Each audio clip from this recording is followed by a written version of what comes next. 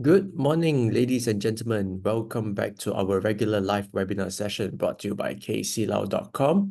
Today, we have invited two very esteemed guests to share with us about P2P financing. They are from CapBay. So the first speaker for today is the co-founder. So he is none other than Daryl Ang. And it's a privilege to have him here to actually share with us the latest trends, the latest updates, what should we know about P2P financing, CapBay, not just for today, but also for the upcoming year, which is 2026, because 2025 is about to end, right? So that's our first speaker for today. The second one, she has been here before. She is representing CapBay Easterly. She is a manager, investment relationship manager of CapBay. So she will be here to actually share with us some strategies, I believe, some strategies, some good insights on how investors can navigate through the platform and make the best use out of it lah, as an investor.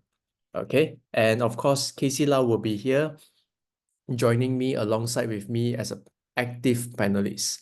So guys, before I hand over the control to first Daryl, then after that Lisa, two house rules to begin with. The first one is that if you have any comments along the way, feel free to type in your comments in the chat box.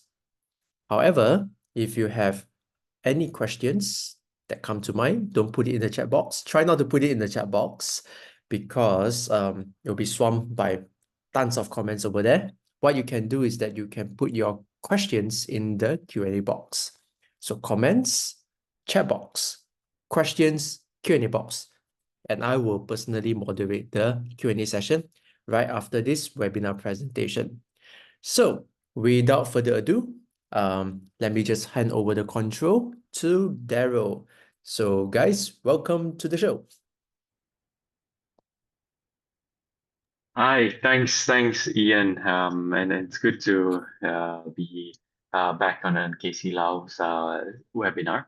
Glad to see that everybody's been participating, and yeah, I think it's very interesting to actually understand the different products and the type of investment suites that is available to everyone. Yeah, although I'm a little bit biased towards like P2P financing, but overall, I think I do follow Casey Lau as well. His research and his articles. It's quite very interesting. So yeah, without further ado, I think let me just give a bit of introduction about myself, a little bit about CapBay, as well as the P2P trends. Prepare a few slides. I'll just jump straight into it. So starting off, I think I just want to give you a little bit background about myself. I've been in finance now for about 15 years, ranging from being a regulator with Bank Negara Malaysia.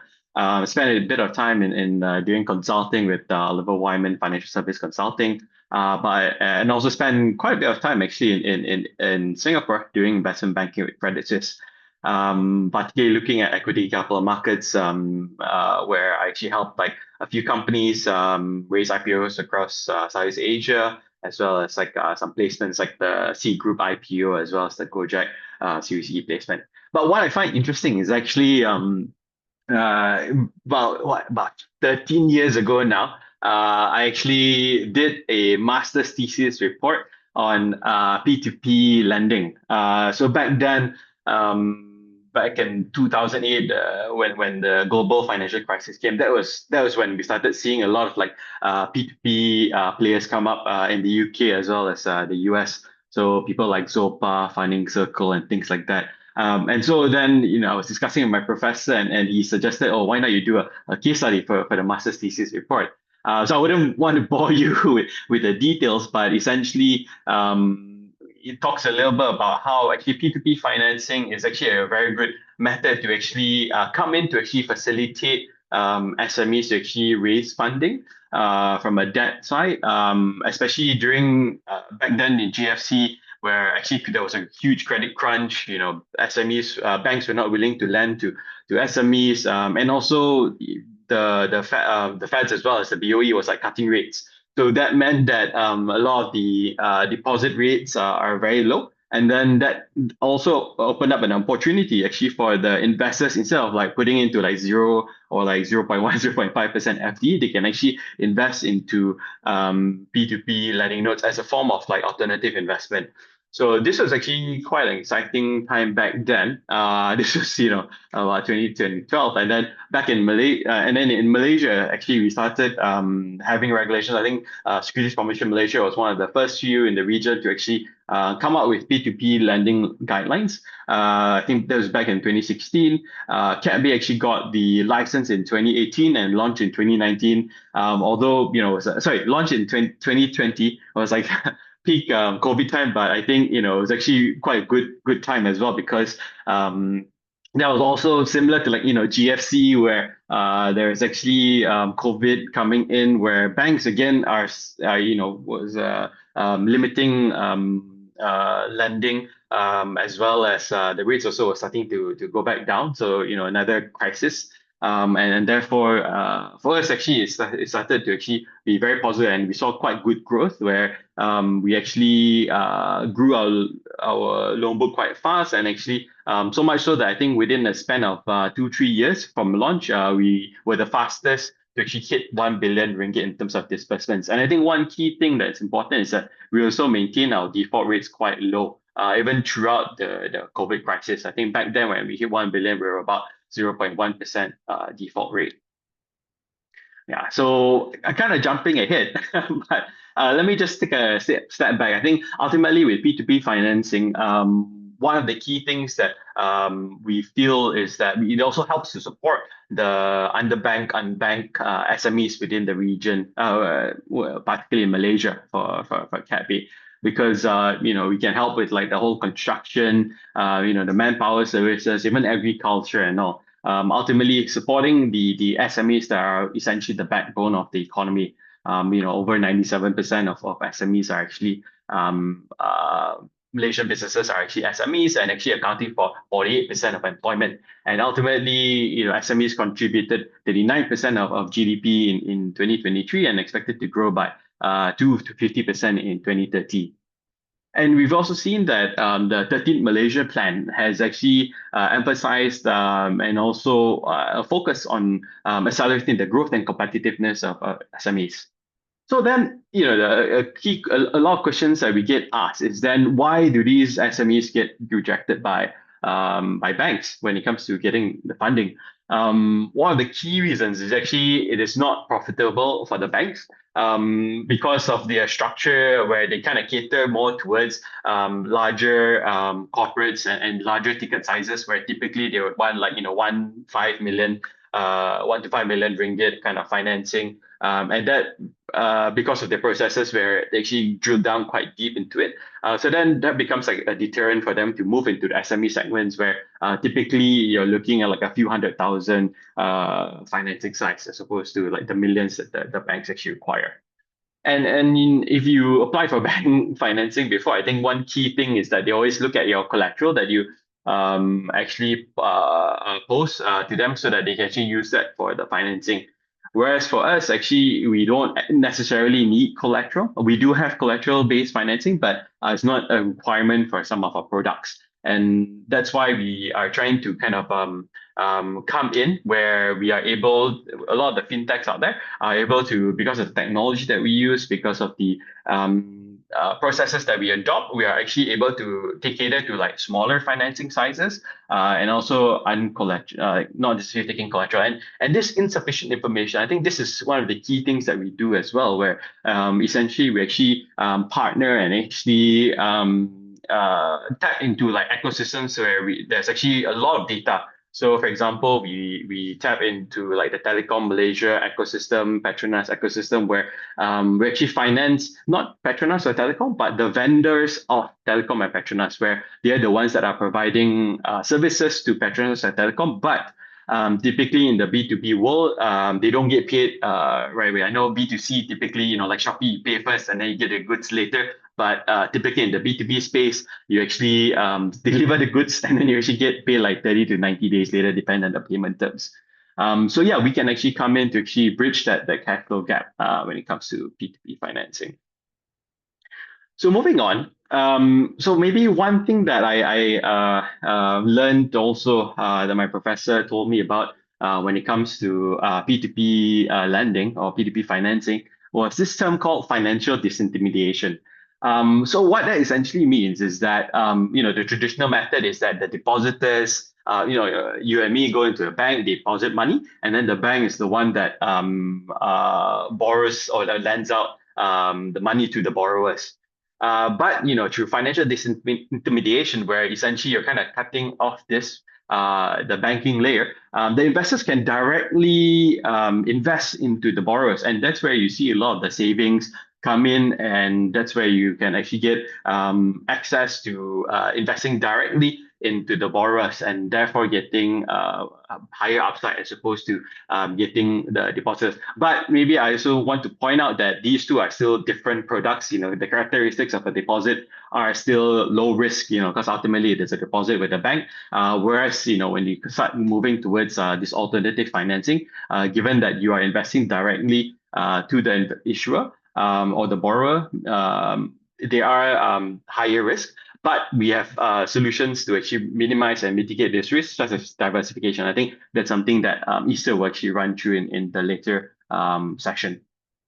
So, taking a step back in terms of like looking at the global scale, I think private credit, so P2P financing is kind of like a sub investment of like private credit. And we're seeing this blow up globally. I think, again, going back to the genesis of like the GFC, we are seeing that a lot of the banks are not really catering as fast to the growing needs of the private credit companies. And we also see that in terms of the stock market as well, in terms of like a lot where companies are using the stock market to fundraise, it's not doing as well in terms of the valuations and all. So a lot of these companies, instead of going to the stock market, they actually go to the private credit to actually raise debt instead of equity. And we're seeing this across the globe increasing. So maybe just to pull out some stats, I think HSBC, this article actually pointed out that, and this was a recent article about 2 weeks ago, that global private credit AUM actually grew from $40 billion in 2000 to about $1.7 trillion in 2025, and expected to even grow even further to $4.5 trillion in 2030, in about 5-6 years time. So Asia still holds only about 6% of the global private credit AUM. And according to the IQ-EQ article, the Asia Pac private credit AUM grew from about 15 billion in 2014, and in 10 years to 2023, it actually grew to 93 billion. So we're still seeing quite good and healthy growth, but overall we do see that it's anticipated to actually increase even further over the years. And yeah, so this is kind of like resonates across the different asset managers as well, like BlackRock, even JP Morgan Private Bank.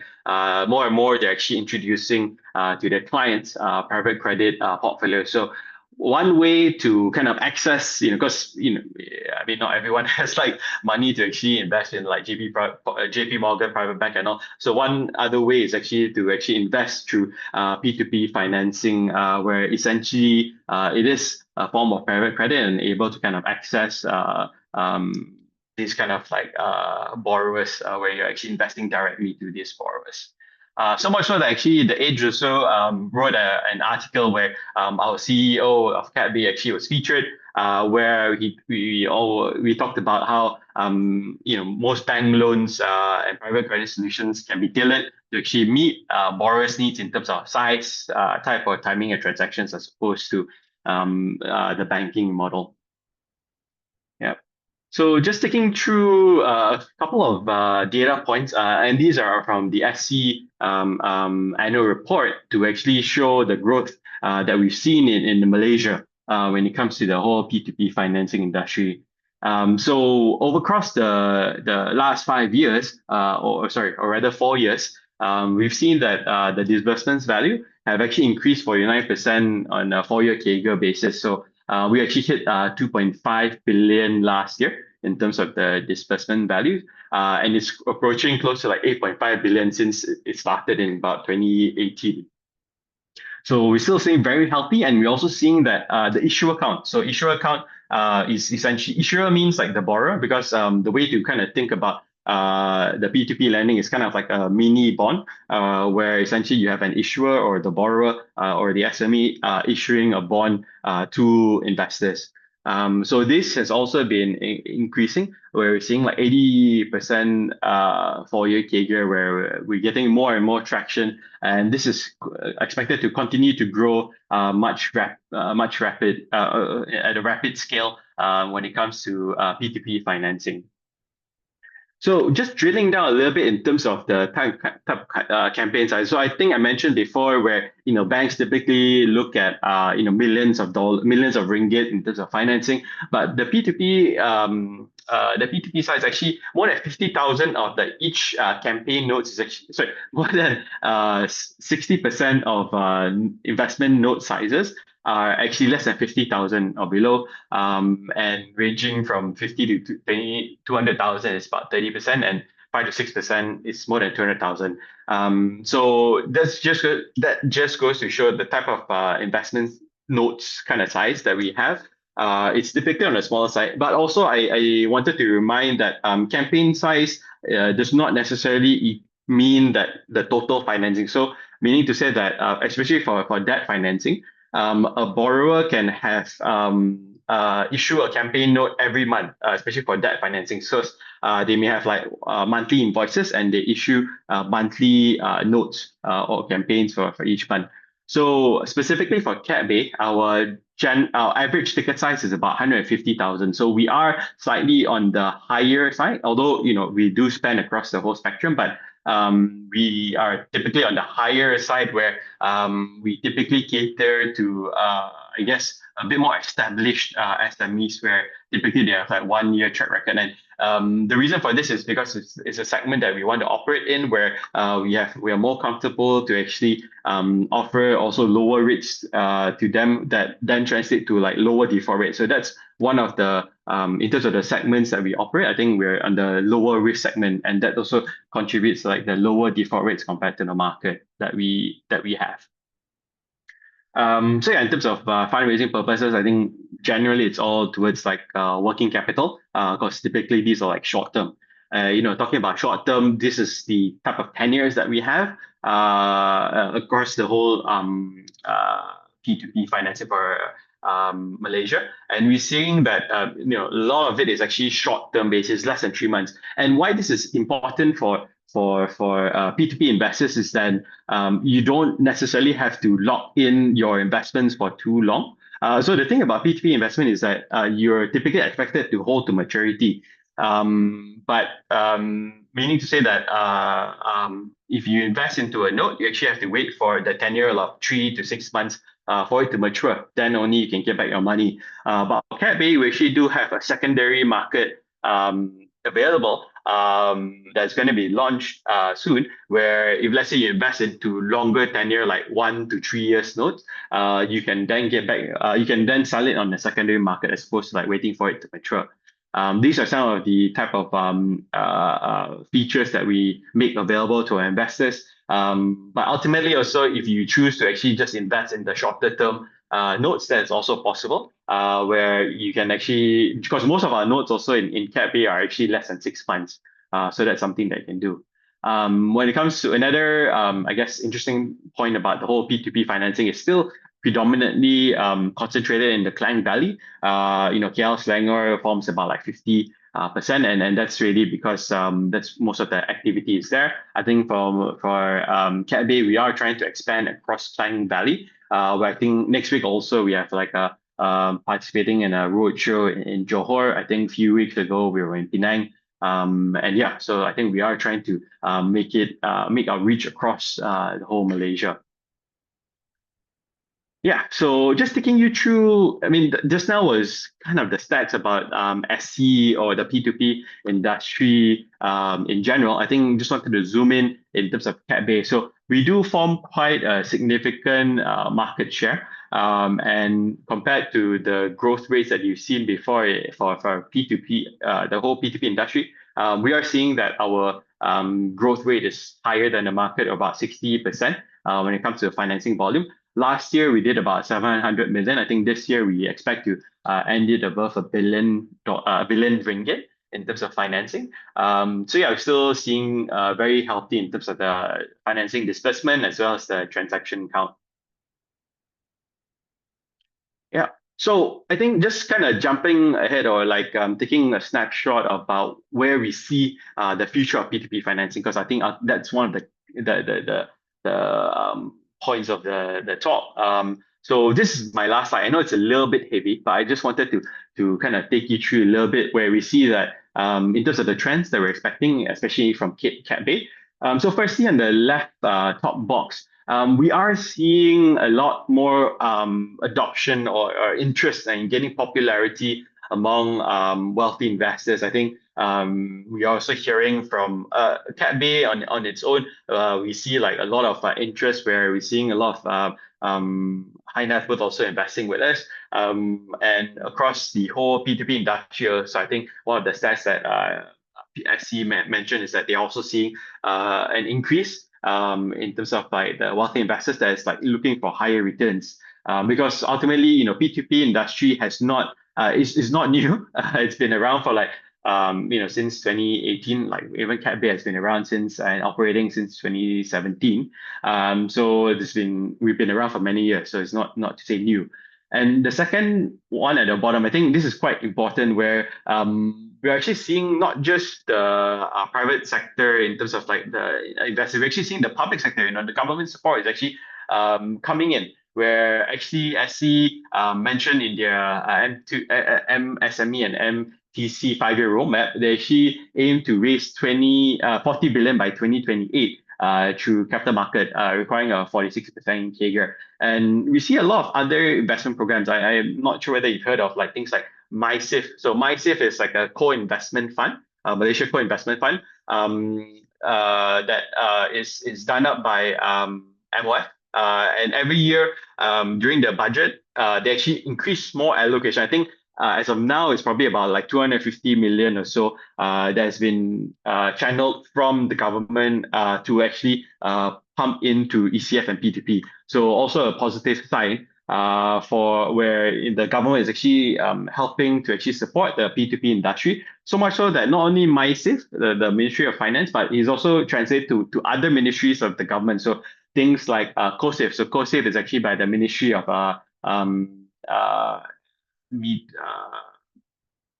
the manufacturing one. So slips the exact ministry name slip my mind, but like yes, the COSIF is actually a manufacturing specific program, which is also similar to MySIF, but for manufacturing companies, as well as Sarana. So Sarana is also another one that's for government vendors. And then yeah, the top right. So going back to the whole SME point, we do see that there is a lot more demand that of the underbanked SMEs, where ultimately P2P is the one that can actually help this satisfy that demand. And finally, I have to mention this in terms of like AI. I think it's not just a buzzword. I think it's kind of like reality now, where with AI, we're actually really trying to tap into it, how we can actually improve our processes, where it actually helps with operational efficiency in terms of like getting the turnaround time much faster. I think that's something that we're building. And also risk management. I think we're actually using a lot of AI tools to actually mitigate a lot of the risk, anything from like credit risk to like fraud risk, which is very important and crucial, where for example, we do things like, if a borrower submits like their statements or like their documents, our AI can actually detect for any frauds. So much so that even like a font change also, the AI can detect, where it's not as easy to actually detect with like human eye, but like AI can actually look at the metadata to actually analyze some of these fraudulent or pick out and have red flags for all these fraudulent documents. So yeah, we are I think still very bullish and very optimistic about how AI can actually help us actually transform even more from what we're currently using with AI. So yes, that is it from me. I hope you found it interesting in terms of the whole P2P trends globally, as well as Malaysia and what we are doing in CapBay. So yeah, back to you, Ian. All right. So thanks, Daryl. It's a lot to digest, but I'm sure that it's a quite an eye-opening session from you. And right now, we are gonna transit over to Easter. Or is there a video that is going to be played before Easter takeover? How does it work? No, not yet. We will hear from Easter Not yet. first. Oh, hear from Easter Yeah. first. Then in Yes. that case, I will pass the control Yep. to Easter. Yep. Thank you, Ian. Yes, there will be a video later, but yeah, there will be a very nice video, but it will be after my sharing. But hey guys, thank you so much for joining us at CapBay and really taking your time in this morning to listen to our sharing. So I'm sure all of you have hear the market outlook from Daryl in the previous slide, previous sharing, like how the potential of the market in P2P is in Malaysia. So right now, I'm going to share how what you can do if you're interested in investing with CapBay P2P. So allow me to share my slides first.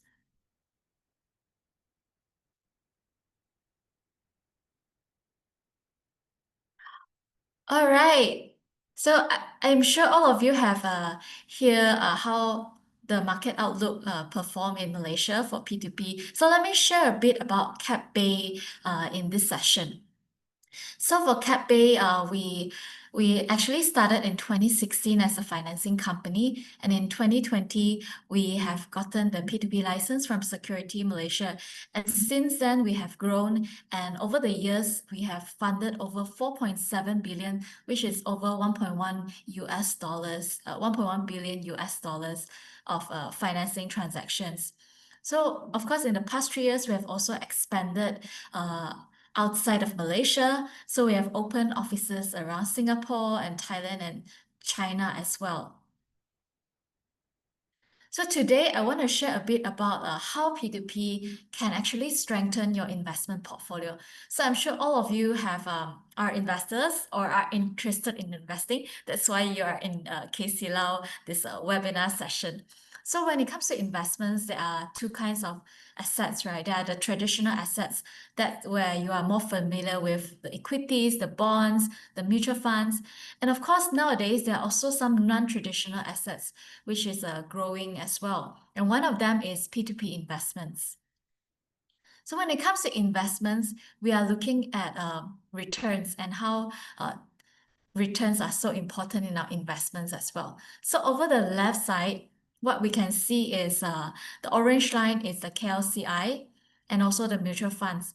And you can see that the orange line is not consistent because just like every equities, it's always following the market trend and the volatility of the market as well. But if for P2P, the reason why it's able to perform in a blue straight line is because P2P is like a mini bond where you're expecting a certain percentage of returns on a certain timing. That's why we're able to see a blue straight line for CapBay P2P.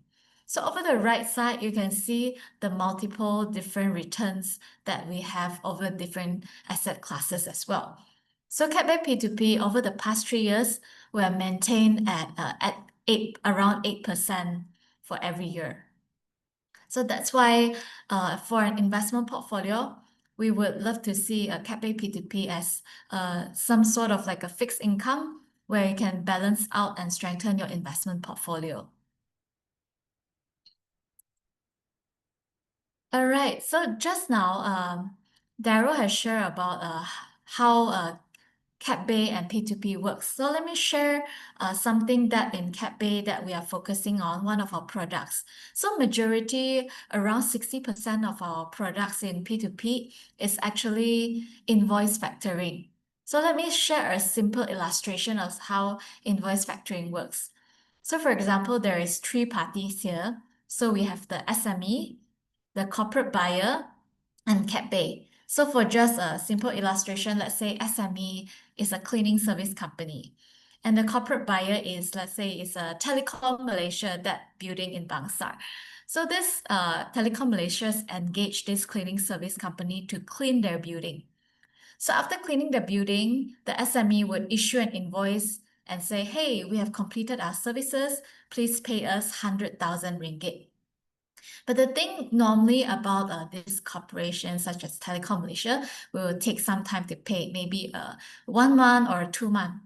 So this becomes a cash flow issue for the SME because in the name of small businesses, cash flow is king and they need the money to pay their bills, their salaries, and etc.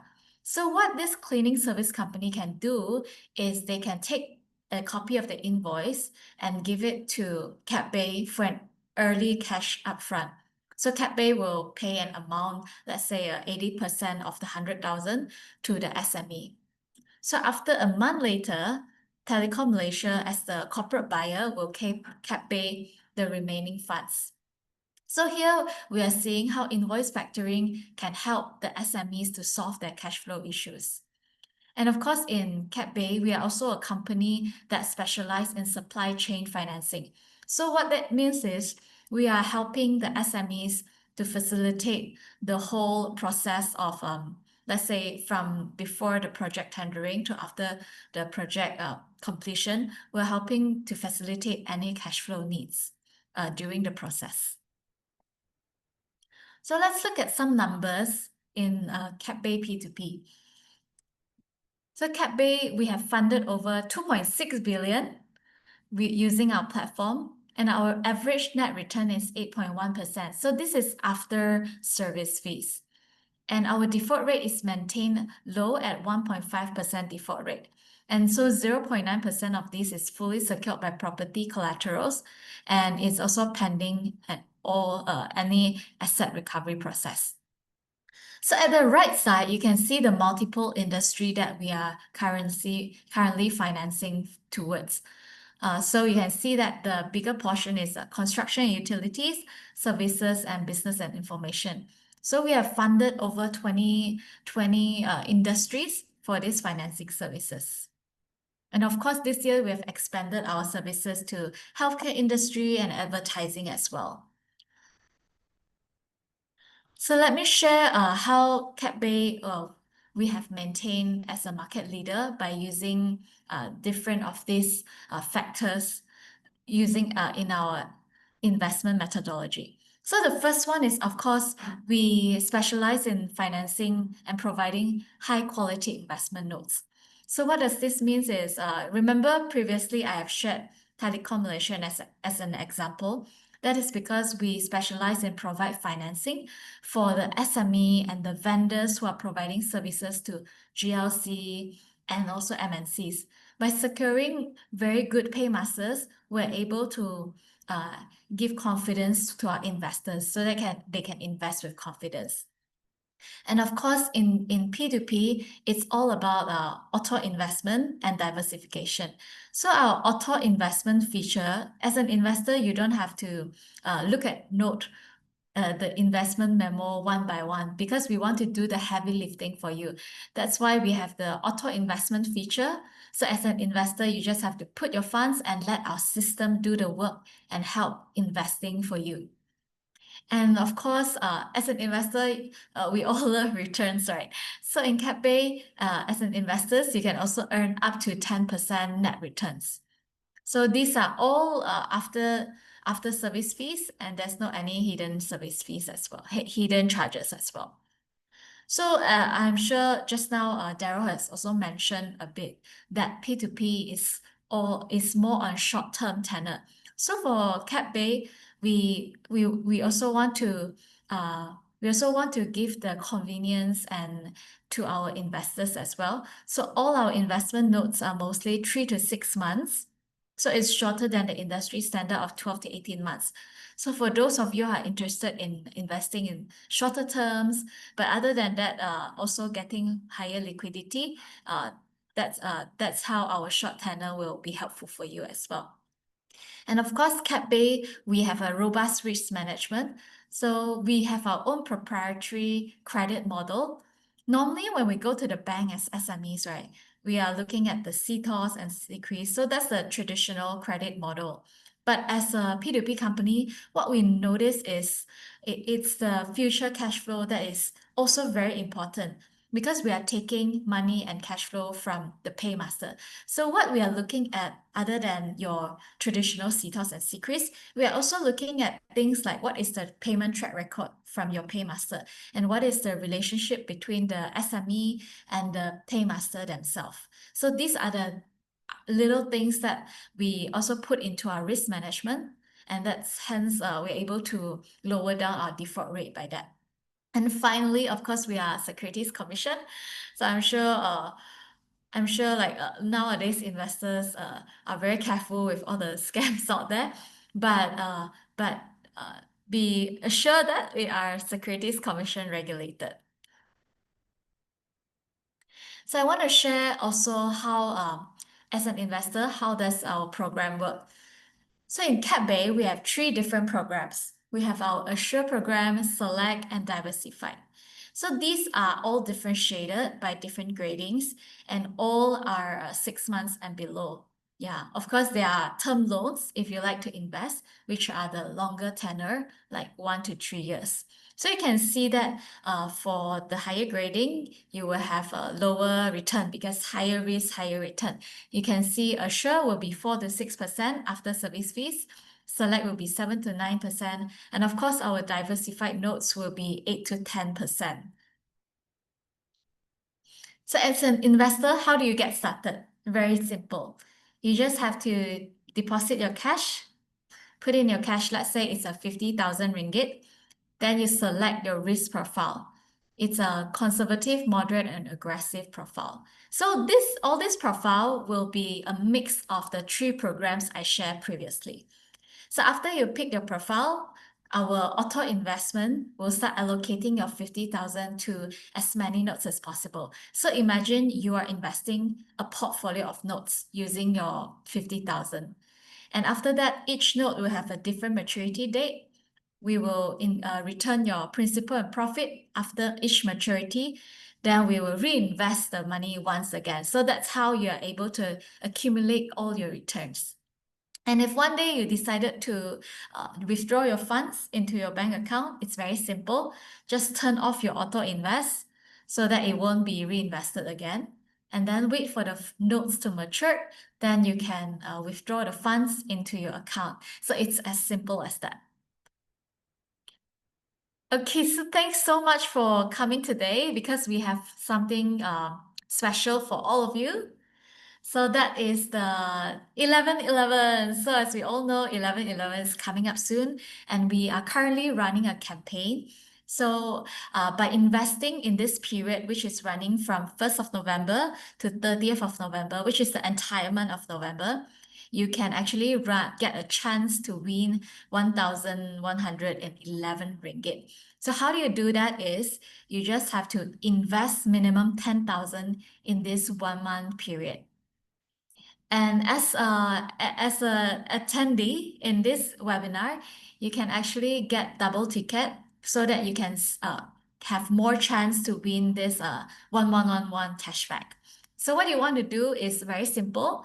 Just sign up an account with us and put in the promo code KCLAO 41, which is KCLAO 1111. Then deposit a minimum of 10,000 ringgit. Enable your auto invest, which is selecting your risk profile. Then the double ticket is yours. Then you will stand a chance to win the 1111 ringgit. So take a screenshot of this. I'm sure we can share more info with you after this webinar on how to take this chance as well. So I will not keep you all waiting. My colleague will also be sharing a video soon. So thank you so much.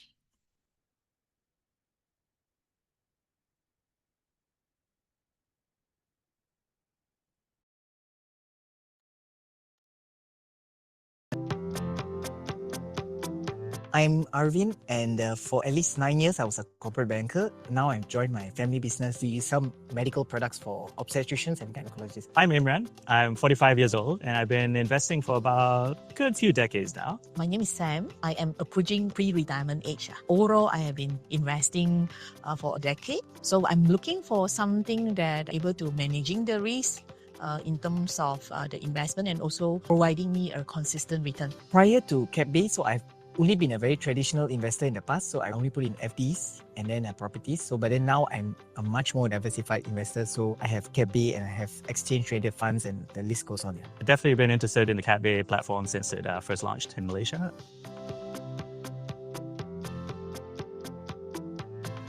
It's a very funny story. Many years ago, when I still was in banking, I was approached by my recruiter about this new and upcoming startup that was doing peer-to-peer lending. I just started reading a lot about them, and I just invested in CapBay. I was definitely looking for something local, trying to support the local industry, the local economy, and I think peer-to-peer was something that was coming up a few years ago.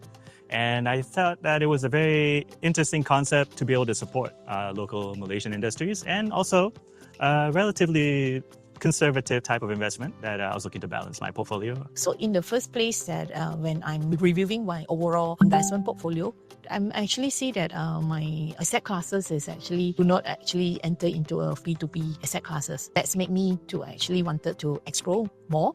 So one thing that actually attracting me is the assure notes that giving a guarantee return and also capital protected. Firstly, I started my investing in CapBay 1.5 years ago. Initially, I don't see much changes in terms of the investing because initially you may actually undergoing some maturity of the notes. But end up after 3 to 4 months, I started to see that I'm receiving a fixed income every month. What I actually see that firstly, the difference in terms of my current investment portfolio, CapBay is uncorrelated with the stock market. So this is what I see that when stock market is actually doing well or not doing well, P2P is still giving me a consistent return. This is what I see that helping me to leveraging in terms of helping me to increase my weighted average return in overall. The real success story is how compounded returns, compounded profit from CapBay, and then you can see how your compounded profit will be able to earn compounded returns, and then you can really grow from there. I've seen my own personal investment in CapBay grow by leaps and bounds because of the compounded returns. I've actually been very pleased with CapBay since the beginning. CapBay has been very transparent. The app has seen some upgrades over the years, and I've enjoyed using it and getting to see my notes and how my portfolio is doing. And I think I've been quite happy with the predictability of the returns and understanding that maybe not all notes will return on time, but there's always been effort to mitigate it and try to get those returns back. And but I've been very pleased over the years with the steady and safe returns that I've been getting.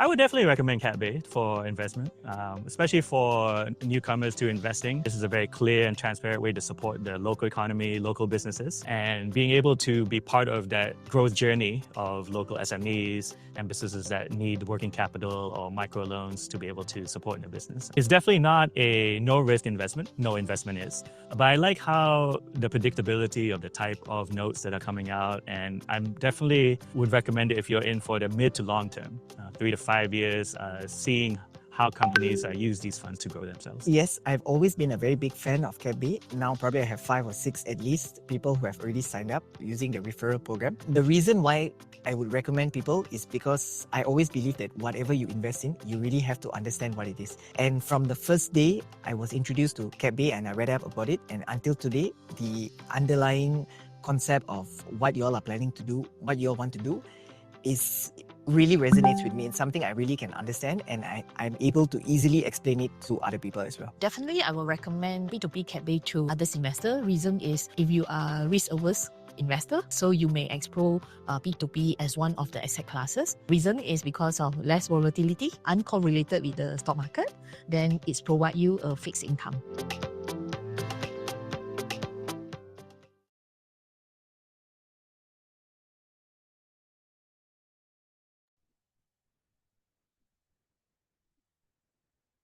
Okay.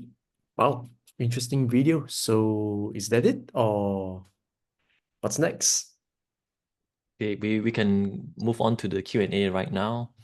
So Oh, yeah, thanks for sharing everything here. And I guess we have a rough picture of how to be an investor of CapBay. And I guess a mm, lot of our attendees here, they have more deeper question, more mm. things they want answered, right? So let's get to that. All right. Sure. So with that, oh yes, Daryl, anything? No, I just wanted to jump into the Q&As. I think, quite a few Okay. questions, happy Okay, to let's do answer. that. Yeah, Foggy has posted the first one. He got several. Let's get to the first one. How do you define your default rate? Mm, Is it total non-payment or a fixed period after due date? Yeah, sure. So for the default rate, we actually, and maybe I'll also answer the second question on what's the SOP to actually deal with NPLs, because it's Oh, kind of okay. related. Okay, good. So in terms of default rate, we actually use the definition by SC in terms of it is the total number of defaulted notes, the amount, divided by the total disbursed. The numerator also minus off any recoveries. And what we mean by recoveries is that, especially for CapBay, we actually do have quite high recovery rates. So I think when we did our analysis in 2023, I think 80% of the defaulted notes actually recovered. So what we mean by that is because default rates typically is 90 days after non-payment, but that doesn't mean that we stop our recovery efforts. Because sometimes we actually take them to court.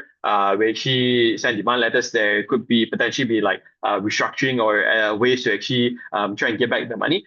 So we still get quite a bit of efforts to actually recover back.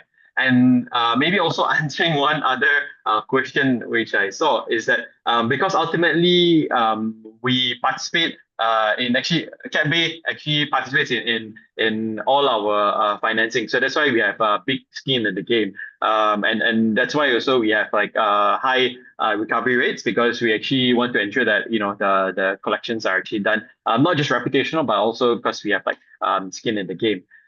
So going back to the question on the SOP for NPLs, so typically, throughout the whole, as soon as like, in fact, actually, even 7 days before the due date, we actually typically send reminders, things like that, which is all automated. And I think it starts becoming when they start hitting like 14 days to 30 days, that's when we start engaging the borrowers, because 14 days maybe it's like operational, because sometimes we also give like 7 days grace period, because maybe like the signatory or the directives is away, things like that, because like just processing payment, or the check also has not been signed properly or got returned, that kind of thing. But yes, so once we hit that 14, 30 days, we start engaging the borrowers to actually see, what's the reasons for the delay in payment. Sometimes it's also not necessarily the problem only on the borrower. Sometimes it's because the paymaster. So I think just now, Issa mentioned about some of the Yeah. structures that we have where the paymaster is actually like a government or private or another private sector paymaster, and there are delays there. So sometimes it's not really because of them. So then we come up with like ways to actually see whether we can actually mediate this kind of situations, as opposed to like just calling default. But yes, I think even post default also there are still continuous recovery efforts to actually ensure that we engage, because default then allows us to take legal action as well. Because then what's it called, default, then we can actually go back to actually recoup some of the effort, the assets, because of the packing order of like when you liquidate or wind out a company. So there are various methods, and we do have a strong recovery and legal team to actually manage all these processes, which then also contributes to the high recovery rates that we've seen. Okay, thank you, Daryl, for your explanation. Mm. So can we conclude that when you say that you have skin in the game, is that CapBay using companies' money to participate in the notes? Is that what you mean? Yes. So we do take on debt as well to actually or actually raise money to actually invest into our notes. So that's like a sister company that we have that is not Mm. the platform itself. Okay, so how about the staff, like the employees? Do they also participate in the notes themselves? Yes, They yes. do, So in fact, myself, I also participate. But generally, but it's not we because of mandatory, I the guess, right?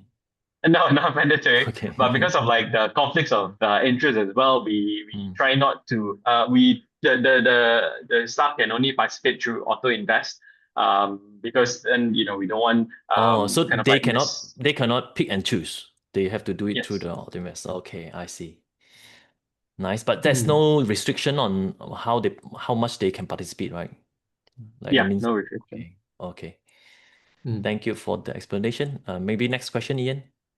Okay, so there are questions related to what industries, and just now I heard that Easter has covered a few interesting industries that have been onboarded into the CapBay's system, like advertising. So the question is as follows. What industries do you now focus, apart from advertising and just now the ones that you mentioned? Maybe you give us a range. And how are your risk assessment systems like? And is secure loan, is your loan provided to, I guess the question is, how secure is the loan provided to the borrowers? I'm just Hmm. reading. It's from Styles. Yeah. Sure, sure, sure.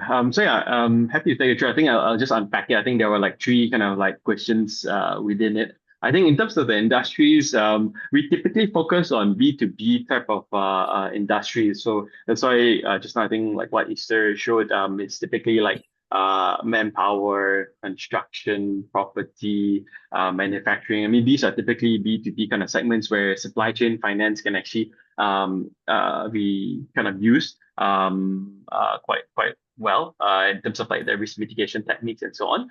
And then moving on to the second part where, how are our risk assessments like? So for us, like what Issa mentioned before, so we typically use like an alternative credit assessment. So it's not purely focused on the financial metrics, that's typically from like a CTOS score or secret. So we actually understand the trading relationship because of the supply chain finance nature. So we understand the buying and the selling that's done through between the paymaster and the vendor, the track record of like the relationship to see whether or not there have been like credit notes or like refunds, that sort of thing, or like there are some quality issues.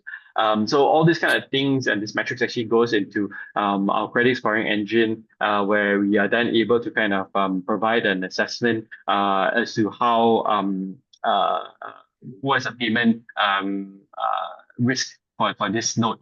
And one other key aspect is also on the fraud element. So as I mentioned, we actually look a lot at the trade transactions. So then all these are typically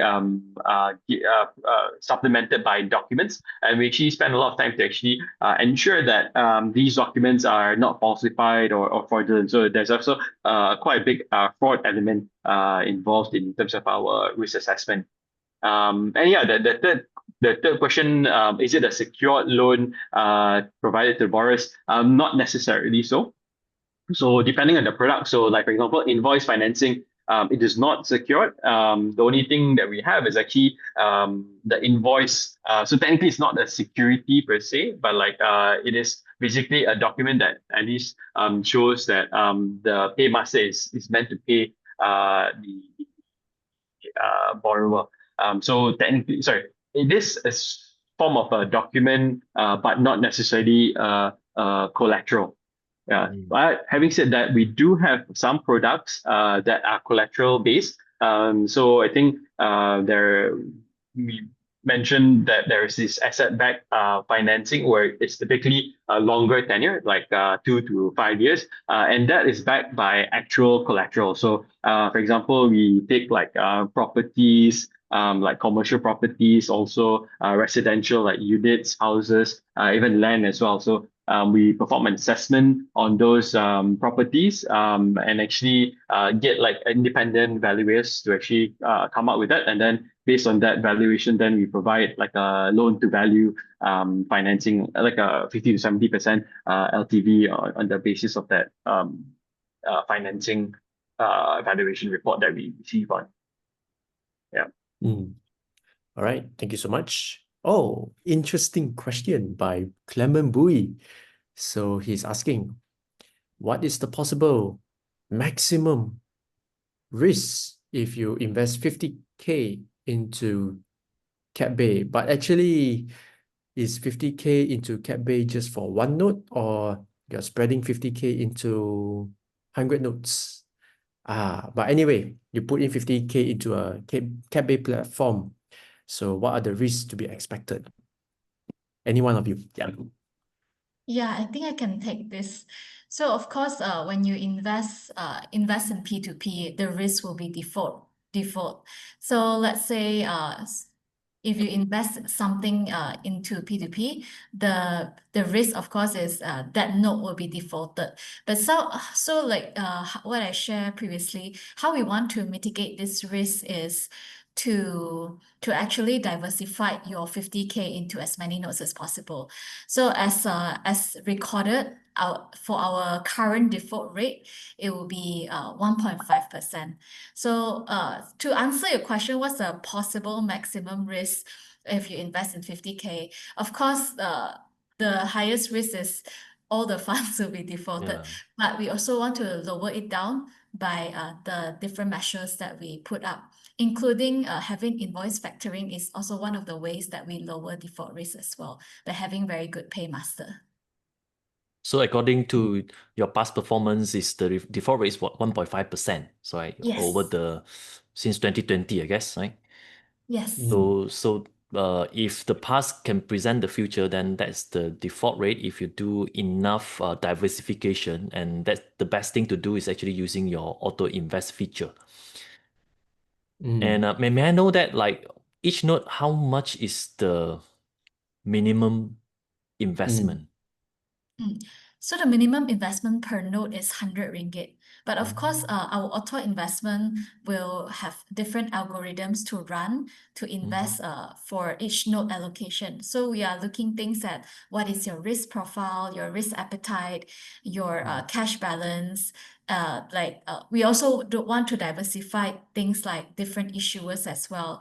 So all the factors like this will affect how we are going to allocate per note. But just to give you a clear around the direction, 50K we're allocating around 70 to 80 different notes. 70 to 80. So some might be 300, some might be 500. So things like that, right? So but there will be no less than 100, at least 100. No, yes, correct. Okay. 100 would be the minimum. Okay, good. Okay. So if people start with 10,000, right? I mean the minimum you have to start with 10,000, isn't it? To open the Yes, account. correct. Okay. Or is the 10,000 is just to qualify for the quadruple for campaign? Or they can start with 3,000, 5,000. Is that possible? No? And no, so currently our minimum deposit is 10,000 ringgit. 10,000. Okay. And then subsequently, if they want to top up another 1,000, 2,000, that's fine. Yes, that's fine. So subsequently, just have to deposit a minimum 1,000 ringgit. Okay, awesome. Thanks for the explanation. Next question. Next question. Actually, when it comes to the toggle, so you can actually switch from conservative to aggressive, right? So the thing is that if let's say you switch it to conservative, how would the notes be? What sort of a notes in terms of a percentage will be allocated? And then if you switch it to aggressive, then how would the robot allocate your funds? Maybe a certain percentage to a certain kind of notes. So just want to know the difference if you Yeah, switch sure. over. Yeah. Yeah, so we have three risk profile: conservative, moderate, and aggressive. There is also a custom profile. So previously in my slides, I shared there are three programs with different returns and risk gradings as well, the A plus notes, the E, D notes. So all this different category will be allocated to different risk profile. So I think just for visualization, I can share my slides as well. Yep. I'm wondering, do you have a demo account to actually show what's happening behind the scene? We don't have Do a you? demo Okay, account. no, Yeah, but I never mind. think we have a few like screenshot to share Okay, how the okay. apps looks like. Perhaps I can Yeah, that'd be quickly great. share how it works. Yeah, so this is how it works. So we have a few profiles. So for example, you can see all this profile will be a mix of the three different programs. So you can see conservative, we have a higher percentage of assure, while moderate, we have lower percentage of assure, but higher percentage of diversified. So each of this percentage will be the maximum allocation we can be allocated to your profile. Oh, Oh, so so you can actually slide it to your own preference, Yes, but that will be in the custom profile. custom profile. So the custom one you can drag, like if you really don't want any default rate, then you just put 100% in the shirt or something. Can we do that? Yes, but there's a reason why we have designed our preset profile to be this way, because we also want to ensure full allocation for your funds, because it will be 100% assure. Sometimes the assure notes might not be, there won't be enough supply. So you run out of places for you to put money, right? So I Yeah, guess. we also want to help to fully work out your money. Okay. Put all your yeah. money to work. Yes. Yes. Okay. Yeah, because if you Yes. put way too conservative, right? It's not like every day you got A plus notes all the time, right? So your money will be stuck there, not doing anything also, isn't it? Yeah. Yes. Yeah, maybe we can quickly run through like registering an account. I think this is a very good guide. Just Yeah. give them a guide on how to quick start this thing. Sure. Yeah, so it's very simple. You can just register via the app called CapBay P2P Invest, available in both Google Play or App Store. Or you can go to our website, invest.capbay.com. Of course, as a KC Lau webinar attendee, you can put your referral code here, KC Lau 1111. 1111. Make sure you Yes. get double the ticket to Yes. get the draw, right? Okay. Yes. Awesome. So when we have registered, you can top up via FPX or manual bank transfer. And this is how it looks like. You just choose your risk profile, and then you'll be able to see the program right here. Yeah. So that's how Okay. we can start investing for you. Oh, okay. Okay, we have next two question. Very tough question. I think this one, let's see who go and get it lah. All right. So this one is by Eric Lau and 68 Key. Say, what is the difference between CapBay versus other P2P companies in Malaysia? What is your strong advantage? Or what is your strong competitive advantage as compared to other companies? Okay. Sure, maybe I can take that one. And maybe just to add on to the earlier question in terms of the auto invest. If let's say, I think maybe wanted to also highlight that once you kind of preset it already, we would already invest based on that risk preference. But if you change it, I think that's fine. You can always change it. But whatever notes that you've already invested would still be there. Just that for future notes, then you will start changing to your preferred note. So I just wanted to make a little bit of clarification because we don't actually change whatever you've already invested in, but it will change for the future notes. Yeah. So, once coming the to money is dispersed, you cannot say or cease it. I want my money back. Right? You have to wait until the notes is matured. matured, yes, but we are coming. We already got the approval from SC. I think we're just kind of like running the last few tests on like UAT testing on the secondary market, and we will be able to launch it within the next few weeks or so. But yeah, so that's one alternative way to actually exit early rather than waiting for maturity. Okay. Okay. So yeah, coming to the question. So yeah, we do get this a lot. I think maybe going back to how SC views it as well. I think SC when they gave out the licenses also, I think they wanted to give out licenses to different market players that kind of like captures different market kind of like segments. Because for example, some will focus on like micro financing less than 50,000. Some will focus on like 2-3 year kind of longer tenure. But for us, I think we focus on the product type, which is more supply chain finance.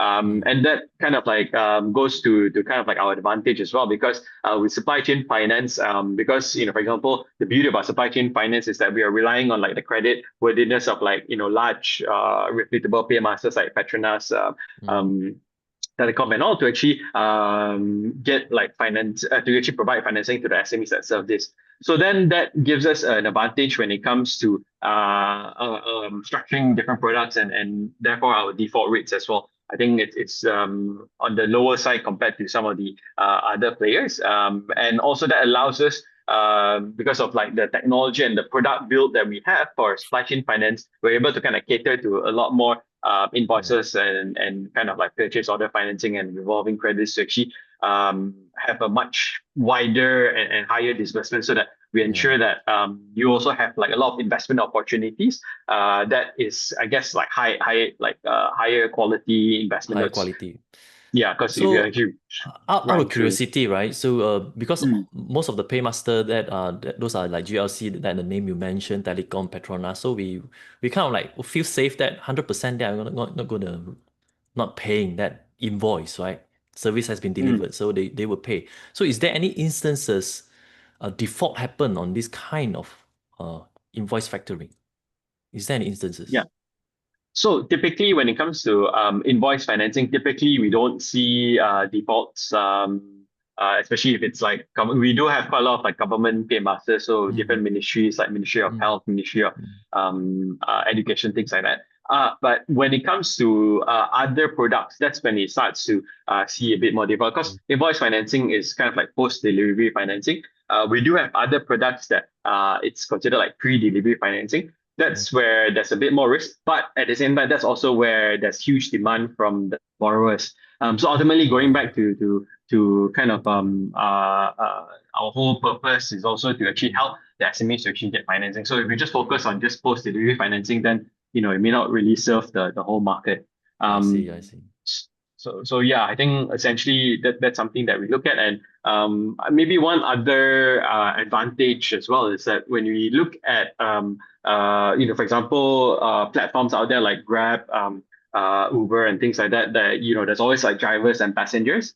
So then they focus on like a specific customer to actually try and cater to. I think for us, we actually try and cater to our investors as well, to actually ensure that they are kind of protected and have a good diversification, so that their investment returns are also stable. Yep. Thank you for the clarification. And that's one thing I don't see people asking. Is there anybody asking about tax? They don't, right? Okay, No, so not at all. the income we make here, although it's interest, but I guess if I'm not mistaken, is taxable. That means every year at the year end, you're gonna give us a statement. CapBay's is gonna send this to us, a statement that for the whole 2025, how much I've invested and how much interest I've got. Those are my income, and which I need to declare to the LHD end to file my taxes next year. So when that statement comes, that income is taxable, right? So is there any add-on do you want to tell us about this? Yeah, so under the current tax laws, investment interest is considered an income. So you kind of declare it, I think, if I'm not mistaken, together with like rental income and things like that in that category. And you'll be taxed at your personal tax rates. This is something that we've actually, as an industry, been trying to push as well. But like they give tax breaks to the issuers, like the borrowers, where they don't have to pay stamp duties for P2P financing. But we're still trying every year to try and get like some tax breaks for P2P investors also. Because for example, like ECF, like there are like angel tax incentives, but yeah, we're trying to get like. So the industry is pushing for that, but we still haven't got it, right? So still, Yeah, 加油啦, okay, keep on fighting.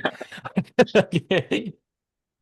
Yeah, so I guess the trick to go about it is if you happen to be husband and wife, and your wife is not working, and husband is the one having a high income tax rate, then if you want to get better returns, or you just don't want to pay that much tax, then you can just open through your wife's account and and your wife and will use help you out have you to lah. Divide the income. Okay. Divide and pay less tax. So, yeah, one more thing I want to ask, but I sort of forgot about it. Maybe I can carry on first. Is it Maybe next about question. tax or others? I think, yeah, it's about tax. Yeah. How about the default where like your statement come in? Like, does the statement contain a line that says that how much of my principal have been defaulted so that I can claim, to deduct my tax on my income? Yes, I can answer Yeah, that. please, Yeah, sir, so please. currently, because for defaults, it is still under recovery, so it is not m- we are not able to deduct it from our taxable income. Oh, so under recovery, so we still cannot deduct. Yes. Mm. And then So when for can so taxable when will it income, be sorry, I cut you off. So it's okay. when will it be like 100% sure that is defaulted and then it is in my statement so that I can claim that? Yeah, so for P2P currently, we are not able to deduct any defaults. Ooh, Yeah, so in the end, currently under the tax law, taxable income will still be what you earn for your P2P investments. wow. So Yeah. the thing we lost we cannot deduct, but the thing we earn we have to pay. That's because the Oh, recovery is not yet a loss. They say that you're still recovering. but how long do you take for the recovery? I mean, like after 3 years, 4 years, I still cannot deduct. Is it? Yeah, so that's That's exactly the what gray, we've actually posed to the tax guys like Oh, I MOF. see, I see. At least, if let's say there's no tax breaks on the interest income, at least we can deduct any tax any losses from the tax. But similarly also that's why like even like capital gains tax also like still I don't think you're able to kind of deduct Yeah. some of the losses against your capital gains. So Yeah. I guess that's the issue with our tax department now, right?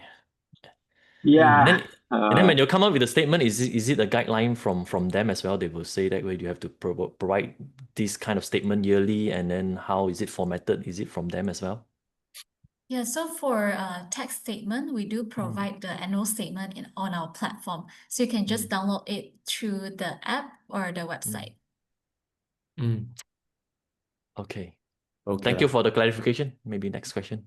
We move Next on. question, So Sukun would like to know for mutual fund, the mutual fund company will charge management fee and sales charges. How about CapBay? What's the fee structure like for CapBay? Yeah, so good news for CapBay P2P, we don't charge any management fees or withdrawal fees or etc. The only service fee we charge is on your gross interest. So meaning we will only charge when you earn something. Yeah, so for example, our service charge is 10 to 30%, depending on the risk grading of the note. So for example, if let's say it's a 25%, we are going to minus that off from your gross. So let's say 10% minus 2.5, you will get a 7.5% net returns. So of course, that's an example. You say that is from 10% to 30% is your cut, right? So Yes. how do you decide when you want to charge more and how do you want to decide when you are going to charge less? Yeah, so it really depends on the risk grading. So the higher risk, we will charge lower service fees. Because we are taking a higher risk. Yes, correct. Oh, I see. Yeah. Because there's no risk on CapBay ends, right? Of course, regardless of not saying that you invest with your own money as well, so taking the risk with us. Okay, sorry, Yeah. I cut you off, And Daniel. Yeah. Oh yeah. Actually, it also depends on the type of products as well. Because for example, the lower some of the dealer financing notes, for example, requires a lot more work in terms of like charging the cars to like FIS, and also those can also attract slightly higher service fees. But one thing to kind of note as well is compared to like unit trust and all, where they take a percentage regardless of performance, especially sales charge. Even before you invest, you already I have a agree. lower I one. But agree. like for us, we only charge when We make money. when the investor makes money. So somewhat a bit more So aligned to that. I would say the interest is more aligned, much more aligned now, right, compared to the unit trust industry. Yeah. That one I totally agree with you. Mm. So next question. Next question. Okay. So Foggy would like to know about, for your own participation in each node, do you use algorithm to allocate, or do you allocate to your own nodes manually? Sorry, this is for Or auto yours? I invest. guess, yeah. Yeah, auto invest is something that we use for our investors, as well as for our own funds, as sister company funds as well. But then we typically have it such that it is used to only fund once the note, because we typically prioritize investors, like I mentioned before, and then if let's say there's any balance, then that's where we kind of come in. So does it mean that although we have turned on the auto invest feature, but we can Mhm. still manually choose some notes and increase our exposure? We can do that too. Yeah, so Can what we? happened is every day we will send out the notes that we are going to launch that day. So when you receive that email, investors can actually choose to opt out from the note if they are not interested in. Yeah. Oh, okay. And then And every night after the auto investment has done, if there's still any balance, investors can also choose to manually invest to that's the only notes. after the auto invest had been like allocated for everybody. Yeah, so it will be, yes, Leftover. because So then you can chip in and put in more of your money if you want to, right? Okay. yeah, because in the end we still want to prioritize the investors first. Yep. Fair. Mm. I like that kind of allocation. It's an option lah. But if you're looking at, you put in 10,000, 20,000, spread it across 40, 50 nodes. So I guess just use the Autobot lah. Just use the algorithm. It's more it will be more productive and more efficient lah. So save yourself Yeah. some lah. Yeah, time, because I feel okay compared to, like, stock picking exercises and all. Because to some extent, the more you read about the document, there's a bias where you want to invest into it. But that's not necessarily a good thing, because for us, there's like hundreds of nodes, so we want to encourage the auto invest function as well, because then it's kind of spread out. Because ultimately, Yes. also just to kind of mention also, despite our risk scoring and all, I think it may not necessarily like kind of like, a risk does not necessarily mean like there's no defaults at all. So sometimes we do encourage like diversification as well. Mm. So by the way, Okay. people who Yeah. really hate default, they can just participate in all 100% only on the secure side, right? Then there'll be no Yes, default. and also the Guaranteed. assure. Assure, The right? assure is yeah. So that's an A plus. That's the one that is that is giving 4 to 6% return. yes. Yes. All right. Yeah. Yeah, Net that's the returns. one. Then Net return. you will not see any default in all your notes. Okay. Actually, For Casey, super not accurate conservative. lah. Not very accurate also like Casey, because Okay. because if you hit default, then you won't come into CapBay. You won't use P2P financing in the first place, because the whole idea of you putting your money in a P2P financing platform, right, is you already acknowledge and accept that there will be default risk. It's like, why would you want to come into the game to lend your money to SME and expect 0% default rate? So it doesn't make sense. So it's like, but anyway, in a way, they can do that, right? Because it's giving 4 to 6% return. Now, to me, it looks like higher than FD, and FD give me safe. I know it's not going to be default anyway, right?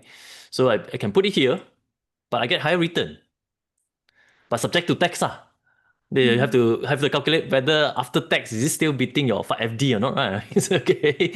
So for those who are paying a high tax bracket, it might not be worth it. But for those like housewife, maybe it's a better choice, right? Just to put all in assured. Okay, you got 4 to 6 higher than FD. Why not? True. Right? Okay. Oh, Maybe move on to next question. Wow, more question coming. next, it's just a few variation of questions. So like Kenny Ng is asking about estate planning. So his question is as follows. Is there a mechanism for CapBay to handle investment gains for the next of kin if the CapBay account holder passes away? Yes, I think I can answer this. So for next of kin, what CapBay does right now is it still run like your usual will. So we still follow the usual law of writing down in your will. Yeah, the usual process. It's unlike EPF, it's unlike insurance. So this Yes. one is like unit trust, it go through your estate lah, estate Yes. administration. Okay. Mm. Thanks for the clarification. So which means if the account holder passes on, he has already set the toggle at, let's say, a certain risk profile lah, let's say aggressive, then the fund will just keep on. Yeah, you'll keep on investing for his Keep on for investing. his estate. Yes. For the benefit of his beneficiary. Okay. All right, so we got that covered. Any clue on just now we talked a bit about tax, so just want to cover like tax deduction. Is it the same with ECF? I don't think so lah, but I'm not familiar with the differences. Are you guys aware or familiar with P2P? Yeah. So ECF is considered equity. So it depends on the classification of the gains that you have. So either, that'll be similar to like stock market, right? So either it could be like dividends or capital gains. So ECF, because it's unlisted shares, it's considered, if let's say you sell it at a gain, then you actually get capital gains tax on it because it's unlisted shares. And then also if it's dividends, then you also have to declare it as dividend income. I think recently there is a dividend income threshold that is introduced of 100,000 ringgit. Yes. So if it exceeds that, then you need to pay tax on it. Yeah. At least that's my 2 cents. Of course, it's an unqualified tax. Can always check with opinion. your tax accountant. Yeah. Just some experience sharing. So the things that happened to my P2P interest is that in Malaysia, when I declare, it's like the whole things is declared as income, and because I'm non-resident, so I pay full tax, which is the highest tax bracket. So even the first ringgit, I have to pay 30 cents, right? So 30%. And then I cannot write off the loss. So I stopped altogether for my investment in P2P because of my tax residency, not worth it. And the thing is that because a lot of the notes are still in recovery because there are some defaults. And then up to this day, I still get income from the P2P after I stopped for 3-4 years. And then but due to this also, because I consider US tax resident, I also have to declare this income to US government. So US government, they tax you worldwide. Whatever money you made, anywhere they want to tax it. So in that case, my accountant in US, they look at my statement and say, okay, this one not considered loss already. Is it default? Although statement doesn't show, but the full statement where you say, okay, these are the non-recoverable, then actually that that tax agent, okay, he helped me deduct that on the US tax one. So different country, different things, right? Just some sharing of my experience. Yeah.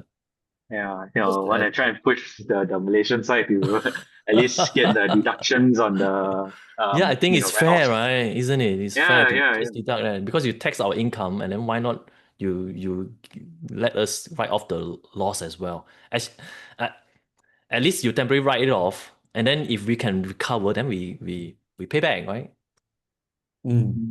Yeah. And even just to like, add how on- come FDs, like bank FDs are non-tax, but like investment income, like investment interest is taxed. Yeah. Sorry, I think the reason Ian. the logic is that they tax the bank as well. The bank's income, they tax it. Okay. Well, I mean, P2P players platform also get taxed. You also got tax. In fact, actually, the Okay. SE also increasing the fees Oh, okay. across the whole industry, like not just P2P players, fund managers, investment brokers, and things like that, are all giving higher SEP. No, I guess Casey is talking about tax a lot, and this thing is a lot. I guess okay lah. I would think I will do a bit of roasting on Casey's experience. Just so that you guys maybe we can share some strategy lah. But it's just a experience all right, that causes this kind of thought lah. So I guess Casey was once upon a time he has a fund and then he put it into a P2P platform. So his investment, let's say, is about 10,000 ringgit lah, and then he will just split it into 10 different notes. All right, so it's like note 1, 2, 3, 4, 5, 6, 7, 8, 9, 10. So he got 10 notes, and the allocation is more or less around 1,000 each. And each note is getting about 10-11% per annum. That's the effective returns that he's getting for his notes.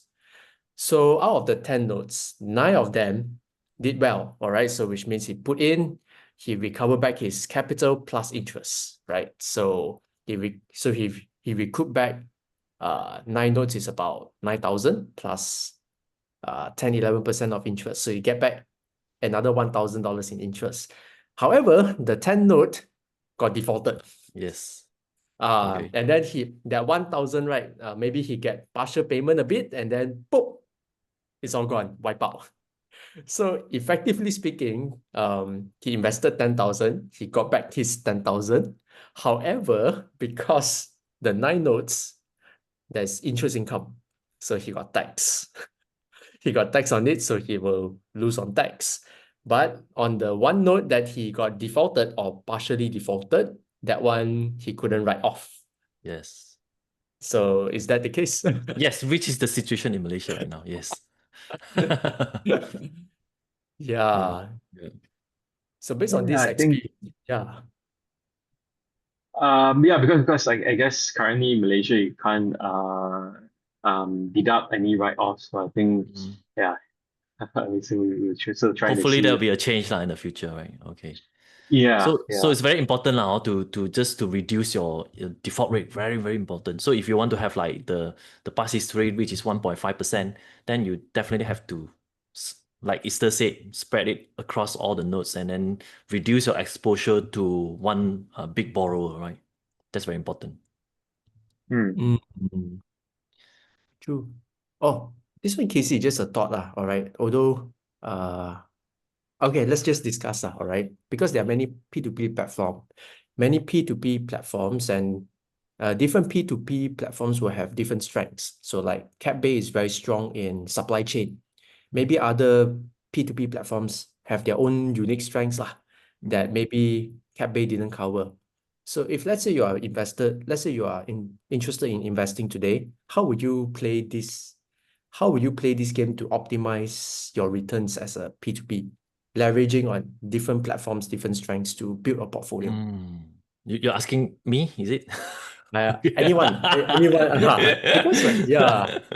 because it's like you don't need to be loyal to a single platform, right? Because you can invest multiple platforms also, right? Nobody says you sign up with CapBay, you are CapBay loyalists forever, right? But for CapBay's employee, they cannot do other platform, can they?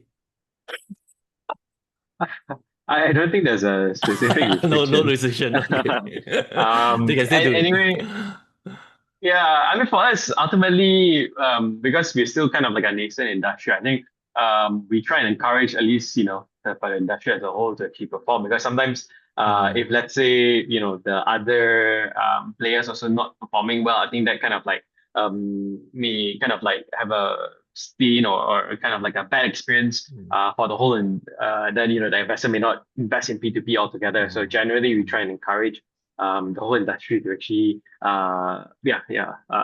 support each other and actually do well, so that depending on your risk appetite also, then there are like different type of P2P platforms that may cater to your risk appetite. Ian, you don't invest in any of the P2P, right? Currently not yet lah. Zero. So you're a beginner, right? Zero. So may I know your reason? Tax off. Because it's actually tax. But if you are getting like 8% and then you deduct maybe 20% of it go to tax, then you still get 6%. Isn't that appealing, or it's not good enough? It sounds better than EPF. I didn't view it that way lah, or it's just I haven't think through the strategy yet lah. Because I know that that's why I asked the question. No, different platforms will have their own different positioning lah, different strengths. Mm. So it's just that I haven't think through like, okay, CapBay is good in this, but others are good in certain things. But collectively speaking, as a portfolio builder, how do I go about it, lor? So I haven't think through the strategy yet lah. And maybe, sorry, go ahead. That's Casey. To me, no, just to share, just to be transparent, to me, if I want to redo this all over again, that means if I want to start and if I'm young, then P2P is actually quite my first few choices. Because when I first started working, my tax rate will be very low. So tax is not a concern, right? Tax is not a concern. So if I want to do it safely, I will spread it at the minimum to all the platform available, just minimum. So you have the widest diversification. I think that's the safest way to play it. And then when we first started, probably CapBay will be a little bit hard because we have to start with 10,000. So probably we'll probably start with other platform. But I like CapBay because I do think that CapBay they offer one of the safest notes out there.